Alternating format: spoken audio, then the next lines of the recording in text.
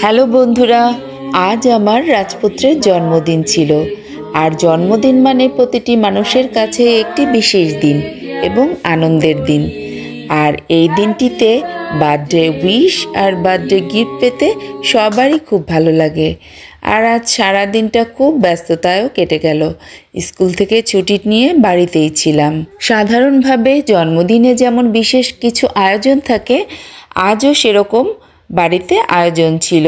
আজ বাড়িতে কিছু স্পেশাল আইটেম রান্না করেছিলাম এবং বাড়িতে গেস্টও ছিল, সাথে ওর বন্ধুরাও এসেছিল। একা হাতে এত কিছু আয়োজন করতে কষ্টও হয়েছিল, তবে এর মাঝে প্রচুর আনন্দও ছিল। খাওয়া দাওয়া, বন্ধুদের সাথে আড্ডা আর আনন্দে কেটে গেল সারাটা দিন। যাই হোক, এরপরে বিকালে ওর পছন্দের নলেন গুড়ের পায়েস রান্না করেছিলাম। পায়েসের স্মেল ও টেস্টটাও দারুণ হয়েছিল। ওর পছন্দের চকলেট কেক অর্ডার দেওয়া ছিল আগে থেকেই, তাই যথারীতি কেক নিয়ে আসা হলো বিকালে।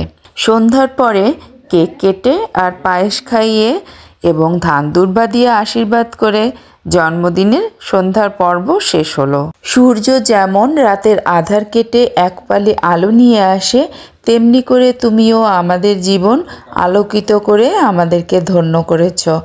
আজকে তোমার জন্মদিনে একটাই চাওয়া, পৃথিবীর কোনো কালো ছায়া, কোনো বদনজর যেন তোমাকে ছুতে না পারে।